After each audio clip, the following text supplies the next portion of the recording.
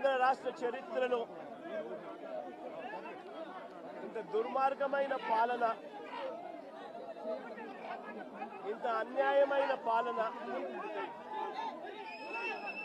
బహుశా ఆంధ్ర రాష్ట్ర చరిత్రలో ఎప్పుడూ కూడా జరిగి ఉండదేమో. నేను అడుగుతా ఉన్నా, ఒకసారి ఆలోచన చేయమని చెప్పి. అసలు ఈరోజు ఒక దళిత మాజీ పార్లమెంటు సభ్యుడు సురేష్ 4వ తారీఖున రాత్రి పూట హైదరాబాద్కు వెళ్ళి